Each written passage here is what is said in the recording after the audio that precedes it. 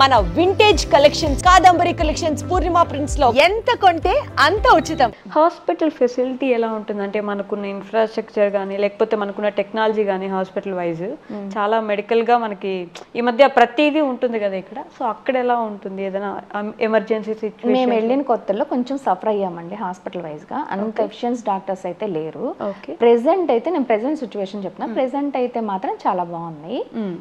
Not bad అంటే మరీ worst గా అయితే లేదు. మేము వెళ్ళిన కొత్తలో అయితే కొంచెం వెతుక్కోవాల్సి వచ్చేది, గైనిక్ ఎక్కడ ఉన్నారు అంటే. మా డెలివరీలు కానీ ఏదైనా ఇండియా వచ్చే మాకు అయినాయి. ఎక్స్పెన్సివ్ అయితే చాలా ఉంటుంది. స్కూలు హాస్పిటల్ చాలా ఎక్స్పెన్సివ్. మామూలుగా అయితే ఎవరైనా నన్ను చాలామంది అడుగుతారు అక్కడ మేము ఎలాగ తీసుకోవాలి, ఎలాగ అడగాలి శాలరీస్ అని అడుగుతుంటారు. నాకు అంత ఐడియా లేదు. కాకపోతే చాలామంది నా ఫ్రెండ్స్ వాళ్ళందరినీ నేను కనుక్కొని అంటే వాళ్ళ మాటల్లో చెప్పింది ఏంటంటే ఎక్కువ శాతము మెడికల్, స్కూలు అడుగుతారు. ఎందుకంటే అది టూ ఎక్స్పెన్సివ్ కాబట్టి. ఇంకోటి హౌస్, ఈ మూడు ఎక్స్పెన్సివ్. అందుకని అవి అడిగి తర్వాత శాలరీ ఫిక్స్ చేసుకుంటారు. ఎక్స్పెన్సివ్ అంటే ఎలా, ఎంత వరకు ఎక్స్పెన్సివ్ అనుకోవచ్చు మనం? ఇప్పుడు ఫర్ ఎగ్జాంపుల్ స్మాల్ గా చెప్పాలంటే మనము కన్సల్టెన్సీకి వెళ్తాం కదా, మనకి కన్సల్టెన్సీ ఒకసారి వెళ్తే 2 సార్లు ఇస్తారు. అవును, మీరు ఇప్పుడు వెళ్ళి మళ్ళీ సాయంత్రం వెళ్తే మళ్ళీ పే చేయాల్సిందే. అది కూడా చిన్నగా కాదు. అక్కడ కరెన్సీలో 4000 అంటే మినిమం ఇక్కడ 2000. ఓకే, కన్సల్టెన్సీ కన్సల్టెన్సీ అంతే 2000. అది నార్మల్ హాస్పిటల్ చెప్తున్నాను. ఇంకా కొంచెం ప్రొఫెషనల్ అలాగా స్పెషలైజేషన్ చేసిన వాళ్ళైతే ఇంకొంచెం ఎక్కువే ఉంటుంది. అలా 3000 అలా ఉంటుంది వాళ్ళ కన్సల్టెన్సీ హాస్పిటల్స్. 1 టైమే అంతే. ఇప్పుడు వస్తే ఇప్పుడే చూస్తారు, ఇంకొక గంట తర్వాత వస్తే మళ్ళీ మీరు పే చేయాల్సిందే. అమ్మో బాబాయ్, అలా ఉంటుంది. స్కూల్స్ ఎలా ఉంటాయి, ఫీజెస్ కానీ? స్కూల్స్ అయితే డిపెండ్స్ అండి. అన్ని టైప్స్ ఉన్నాయి. మినిమం అయితే ఒక 30,000 దాకా అయితే ఉంది స్టార్టింగ్. ఓకే, నేను స్టార్టింగ్ స్కూల్స్ చెప్తున్నాను, మా పిల్లల స్కూల్స్ చెప్పట్లేదు. స్టార్టింగ్ స్కూల్స్ చెప్తున్నాను. ఆ టైపు ఉంది. 1 lakh కట్టే వాళ్ళు ఉన్నారు. అంటే టర్మ్కి 3 monthsకి అనమాట. ఓకే, టర్మ్కి అది ఇయర్ 1కి అలా చెప్తున్నాను అనమాట. ఏ క్లాస్ వాళ్ళకి? ఫస్ట్ క్లాస్ వాళ్ళకి. ఫస్ట్ క్లాస్ వాళ్ళకి 15,000 ఉంది, 30,000 ఉంది, 1 lakh కట్టే వాళ్ళు. డిపెండ్స్. అలా ఇక్కడ ఎలా ఉంటుందో కొంచెం స్టేటస్ పెరిగి అలాగ ఉండే వాళ్ళకి అన్ని. లాంగ్వేజ్ ప్రిఫరెన్స్ ఉంటుందా అంటే స్కూల్స్ లో వాళ్ళ దగ్గర ఉండే? వాళ్ళ లాంగ్వేజ్ అయితే సొహైలీ అండి. ఓకే, కాబట్టి సొహైలీ ఏం మస్ట్ ఏం కాదు. ఎందుకంటే అక్కడ పని వాళ్ళతో సహా, అంటే నేనేం తక్కువ చేసి మాట్లాడలేదు, జనరల్గా చెప్తున్నాను. చిన్న వాళ్ళైనా సరే, ఎవరైనా సరే, చదువుకోని వాళ్ళు కూడా ఇంగ్లీష్ మాట్లాడతారు. అవునా? వాళ్ళకి మినిమమ్ ఎడ్యుకేషన్ ఉంటుంది. ఇంకొకటి వాళ్ళు అసలు ఎలా అంటే ఇప్పుడు పని వాళ్ళు కదా చదువుకోలేదని అనుకోవటానికి లేదు. వాళ్ళు మినిమం ఎడ్యుకేషన్ చేస్తారు. At least 10th, intermediate. వాళ్ళు ఏం ఫీల్ అవ్వరు ఇలాగా నేను ఈ పని చేస్తున్నాను, ఆ పని చేస్తున్నాను. డిగ్రీ చదివిన వాళ్ళు కూడా వచ్చి డ్రైవర్ జాబ్ చేస్తారు. ఏం ఫీల్ అవ్వరు. అలాగే మనం కూడా ట్రీట్మెంట్ నువ్వేం అలాగా ఉండదు. ఓకే, చాలా రెస్పెక్ట్ ఇస్తారండి వాళ్ళందరూ. ఎవరైనా సరే మ్యూచువల్ అండర్స్టాండింగ్ అనమాట. ఓకే, మా ఎంప్లాయీస్ మమ్మల్ని పేరు పెట్టే పిలుస్తారు. నన్నంటే నన్ను సాయి అనే పిలుస్తారు. ఓకే, వారినంటే అంజు అనే పిలుస్తారు. సారు ఇదంతా కొంచెం మేము ఏదైనా పిలవాలంటే కూడా ఎవరినైనా బాస్ అనే పిలుస్తాం. ఓకే, ఎవరైనా సరే అది చిన్న లేదు పెద్ద లేదు, ఎవరైనా సరే ఈక్వల్ ఇది ఉంటుంది అనమాట. ఓకే, ఈ షాప్స్లో వర్క్ చేసే వాళ్ళ లాంగ్వేజ్ మాట్లాడతారు కదా, ఇంగ్లీష్ మాట్లాడడానికి కొంచెం కష్టపడుతున్నట్టు గమనించాను నేను కొన్ని వీడియోస్లో.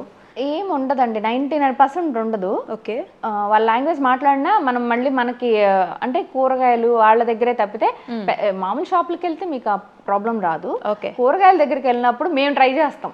అంటే కొంచెం మనకు కూడా వాళ్ళ లాంగ్వేజ్ ఇన్ని సంవత్సరాలు ఉండి ఇప్పుడు నేను 20 years ఉన్నానండి. వాళ్ళ లాంగ్వేజ్ మహా అయితే ఏదో వెల్కమ్ ఇలాంటివి ఏదో చెప్తాను తప్పితే ఫ్లూయెంట్గా నేను మాట్లాడను. ఎందుకంటే నాకు అంత ఇప్పుడు మనకి ఛాన్స్ వస్తేనే నేర్చుకుంటాం. అంటే అవసరం, ఛాన్స్ కూడా కదా, అవసరం వస్తే నేర్చుకుంటాం. మాకు అవసరం పడలే. ఓకే, ఇది ఒక 2-3 పదాలు చెప్పండి, మీరు ఏం నేర్చుకున్నారు? కరీబు అంటే వెల్కమ్ అని.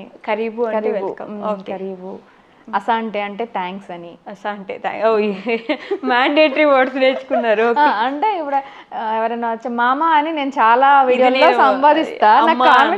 నాకు కామెంట్స్ దాని మీద వస్తాయి.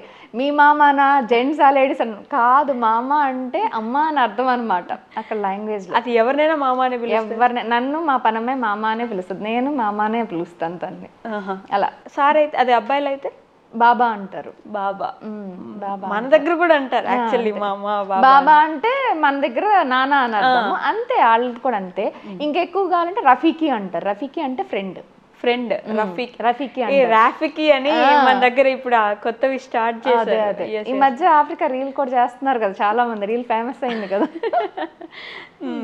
సో ఎడ్యుకేషన్ వైజ్ మంచి ఎడ్యుకేషన్ ఉంటుంది. క్వాలిటీ ఆఫ్ ఎడ్యుకేషన్ ఎలా ఉంటుంది అనుకోవచ్చు? బాగుంటుందండి. బాగుంటుంది. ఎడ్యుకేషన్ పిల్లలకి అంటే రుద్దరు.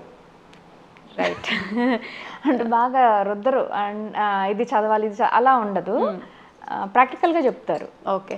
ఫర్ ఎగ్జాంపుల్ ఏబిసిడీలు చెప్పాలనుకోండి, ఆ బా కా అలా చెప్తారనమాట. ఏని ఆ అని, బీని బా అని, సీని కా అని అలా అలా చెప్తారు. చిన్నప్పుడు మా పిల్లలు చదువుకునేటప్పుడు నేను ఒక టీచర్ని పెట్టి నేర్చుకునేదాన్ని. అంటే మనకు తెలియదు కదా, అలాగా వాళ్ళని పెట్టుకుని. యాక్చువల్లీ ఇప్పుడు మనకు ఉందా సిస్టమ్? ఇప్పుడు చాలా మారింది మనకి. ఇప్పుడు ఎవ్వరు అంత ఫోర్స్ చేయట్లేదు పిల్లల్ని కూడా. ఆర్ట్ లో అంతా తీసుకొస్తానని చూశాను. ఫస్ట్ లో మేము చదువుకునేటప్పుడు కూడా ఇన్నే మార్క్స్ రావాలి, ఇలాగే రావాలి అని చెప్పేవాళ్ళు. అక్కడ అలా ఉండదు. అలా ఉంటుంది. అసలు టీచర్స్కి మనం వెళ్ళి ఒకవేళ అడిగితే ఏంటి మా అమ్మాయి సరిగ్గా చదువుతుందంటే, మీరు ఎందుకు టెన్షన్ పడతారు, వాళ్ళు నెమ్మదిగా చదువుతారు అని మనకి ఎక్కువ క్లాస్ పీకి పంపిస్తారు. ఓకే. ఇంటర్నేషనల్ టీచర్స్ ఉంటారా అక్కడ? లోకల్ టీచర్స్ మామూలుగా మనకి ఇండియా నుంచి వెళ్ళిన వాళ్ళు కూడా చెప్తుంటారు. ఓకే. మన ఇండియన్సే స్కూల్ పెట్టున్నారు. ఓకే. కెన్యన్ స్కూల్ ఉంటుంది. ఇండియన్స్ ఈ గుజరాతీ వాళ్ళు పెట్టున్నారండి. ఓష్వాల్ అని చెప్పి, హిండోలి అని, ఓష్వాల్ అని, ప్రీమియర్ అని చెప్పి ఇలా చాలా ఉన్నాయి. ఓకే. ఫ్యాకల్టీ బాగానే ఉంటుంది. క్వాలిటీ ఆఫ్ ఎడ్యుకేషన్ బాగుంటుంది. బాగుంటుంది. పిల్లలకి అర్థమయ్యేలాగా. ఇది ఏమంటారు, రుద్దుడు కార్యక్రమం కాకుండా మనం ఇదే ఇంకో పదం వాడతాం, బట్టి విధానం. ఎస్, బట్టి విధానం ఉండదు. ఇంకొకటి ఇదే చెయ్యాలి అని ఫోర్స్ కూడా చెయ్యరని నేను అనుకుంటున్నా. వాళ్ళైతే చెయ్యరు. ఓకే. చేస్తే గిస్తే పేరెంట్స్ చేయాల్సిందే తప్పితే ఇదే చదవాలని చెప్పరు. 10th రాగానే వాళ్ళకి చక్కగా ఎడ్యుకేట్ చేస్తారనమాట. ఈ కోర్సులో ఇలా ఉంటుంది, ఇలా ఉంటుంది ఎక్స్ప్లెయిన్ చేస్తారు. దాని తర్వాత పిల్లలకి ఇష్టం, వాళ్ళు ఇష్టం వచ్చిన సబ్జెక్ట్ తీసుకొని వాళ్ళు వెళ్తారు. ఓకే. నేను ఇక్కడ చాలా సంవత్సరాలు అయిపోయిందిగా, పెద్ద తెలియదులేండి నాకు ఇక్కడ ఎడ్యుకేషన్ ఎలా ఉందనేది. అక్కడైతే అలా ఉంది ప్రెసెంట్. హైయర్ స్టడీస్ కూడా బాగానే ఉంటాయా? బాగానే ఉంటాయి. జాబ్ అక్కడే చేసుకోవడానికి. అకౌంట్స్కి అయితే బాగుంటుందండి. ఓకే. ఈ సాఫ్ట్వేర్ వాళ్ళకి కొంచెం తక్కువే. ఇప్పుడు కొంచెం పర్లేదు, కానీ ఒకప్పుడైతే సాఫ్ట్వేర్ వాళ్ళకి తక్కువే. మేము వెళ్ళిన కొత్తలో అయితే అసలు సాఫ్ట్వేర్ వాళ్ళు ఎక్కడ కనిపించాం. మా ఫ్రెండ్ సర్కిల్ ఎవరు ఉండేవాళ్ళు కదా, అందరూ అకౌంట్స్, మార్కెటింగ్. అంటే అసలు అక్కడ సాఫ్ట్వేర్ ఆఫీస్లో ఎంఎన్సీ కంపెనీస్ ఏం లేవా? నాకు ఐడియా లేదు. ఎంఎన్సీ అంటే ఇదే మనకి టాటా వీళ్ళు ఆఫీస్ అంటే ఉన్నవి, సఫారీ ఇవన్నీ ఉంటాయి, కానీ ఎక్కువ క్రూ అయితే ఉండదు. ఇప్పుడు ఇండియా నుంచే వాళ్ళు తీసుకెళ్తారు అనమాట. తీసుకెళ్ళినా ఇండియా వాళ్ళే వస్తారు, కానీ అక్కడ వాళ్ళు సాఫ్ట్వేర్ చేసినట్టయితే నాకు తెలియదు. ప్లస్ రిక్రూట్మెంట్ కూడా ఉండదు అనుకుంటున్నాను నేను. అంటే ఉండదు కాదు, ఎక్కువ ఉండదు. మరి అకౌంటెంట్స్ కిందకి ఎక్కువ జాబ్స్ ఉన్నాయి. అకౌంట్స్కి మాత్రం అక్కడ కంపెనీస్ ఎక్కువ ఉంటాయి కదా, దానివల్ల ఏమో అకౌంట్స్ బాగానే ఉంటుంది. బిజినెస్ పరంగా ఎక్కువ ఇప్పుడు డెవలప్ అవుతుంది బిజినెస్ కూడా. ఓకే. ఒకప్పుడు వీళ్ళందరూ కొంచెం తక్కువే చదువులు అవి, ఎంతవరకు అంటే అంటే డిగ్రీ వరకు ఉండేదేమో మరి. ఇప్పుడైతే మాత్రం లోకల్ వాళ్ళనే ఎక్కువ ప్రిఫర్ చేస్తున్నాం. ఎందుకంటే ఫస్ట్ ఆఫ్ ఆల్ ఈ పర్మిట్లు ఇవి తీసుకోలేక చాలా ఎక్స్పెన్సివ్ అయిపోయింది పర్మిట్ అంతా. ఓకే. వాళ్ళ కాస్ట్ ఆఫ్ లివింగ్ గురించి తెలుసుకోవాలని మాకు కూడా ఇంట్రెస్ట్ ఉంటుంది. అంటే మన దాన్ని బట్టి ఎప్పుడు ఒక ఇంట్రెస్ట్ ఉంటుంది, వాళ్ళు ఎలా ఉంటున్నారు, వాళ్ళ కాస్ట్ ఆఫ్ లివింగ్ ఏంటి, వాళ్ళ కల్చర్ ఏంటి, వాళ్ళ ఫుడ్ ఏంటి, ఇలాంటి క్వశ్చన్స్ ఎప్పుడు ఉంటాయి కదా. సో కాస్ట్ ఆఫ్ లివింగ్ ఎలా ఉంటుంది? కాస్ట్ ఆఫ్ లివింగ్ చాలా మంది నాకు కూడా మెసేజ్లో అడుగుతుంటారు. ఓకే. మీ ద్వారా ఇప్పుడు చెప్పేస్తా. ఓకే. కాస్ట్ ఆఫ్ లివింగ్ ఇక్కడికి ఒకప్పుడు నేను వెళ్ళిన కొత్తల్లో అయితే కంపేర్ చేసి ఎందుకు చెప్తున్నానంటే అప్పుడు ఎక్కువే ఉండేది. ఓకే. ఆ ఒపీనియన్లోనే ఉన్నారు అందరూ. ప్రెసెంట్ మారింది అని చెప్పడం కోసం నేను కంపేర్ చేస్తాను, నేను అప్పటికి ఇప్పటికి అనేది. అప్పుడు కొంచెం ఎక్కువే అనిపించేది. వచ్చినప్పుడు అటు ఇటు ట్రావెల్ చేస్తాం కదా, ప్రతిదీ ఇక్కడి నుంచి కొనుక్కెళ్ళేవాళ్ళం, సోప్స్ తో సహా. మైసూర్ శాండల్ సోప్ ఇక్కడి నుంచి కొనుక్కొని తీసుకెళ్లేవాళ్ళం అన్నమాట. ఎందుకు అక్కడ సోప్ లేదా? ఉంటాయి, ఎక్స్పెన్సివ్, ఎందుకంటే ఎక్స్పోర్ట్ చేస్తారు కదా, ఇంపోర్ట్ చేసి చేస్తారు కదా. ఇక్కడ మనకి ఒక 45 రూపీస్ ఉన్న సోప్ అక్కడ ఎంత కాస్ట్ ఉంటుంది? 45 ఉన్నది. అప్పట్లో అయితే బాగానే మీకు ఒక ఇక్కడ రూపీస్లో చెప్పడానికి ట్రై చేస్తాను, 200 దాకా ఉంటుంది. 150-200 దాకా ఉండేది. 45 రూపీస్ ఉన్న సోపు, అమ్మ బాబాయ్, చాలా ఎక్కువ కాస్ట్ కదా. అంటే చిన్న ఐటమ్స్ మీద కొంచెం ఎక్కువే ఉంటుంది, పెద్ద పెద్ద ఐటమ్స్ మీద మళ్ళీ నాకేం పెద్ద డిఫరెన్స్ అనిపించదు. ఓకే. ఎలా ఫర్ ఎగ్జాంపుల్ చెప్పాలి, ఇప్పుడు ఇక్కడ ఆనియన్స్ ఒకసారి చూస్తుంటాను, అంటే ఆన్లైన్లో చూసినప్పుడు ప్రైసెస్ తెలుస్తుంటాయి కదా మనకి. ఆనియన్స్ మాకు వెజిటేబుల్స్ అవి చెప్పాలి అంటే ఫ్రెష్ దొరుకుతాయి, ఎందుకంటే మేము తక్కువ మంది కాబట్టి. తినేవాళ్ళు తక్కువ మంది, వాళ్ళు మన వెజిటేబుల్స్ ఏమి అన్ని తినరు, ఒక్క అరటికాయ అలాంటివి తింటారు. అరటికాయ వెజిటేబుల్ కూడా అంటే అది రా అలాగా అరటికాయ, క్యాబేజీ అలాంటి చాలా లిమిటెడ్ తింటారు అన్నమాట.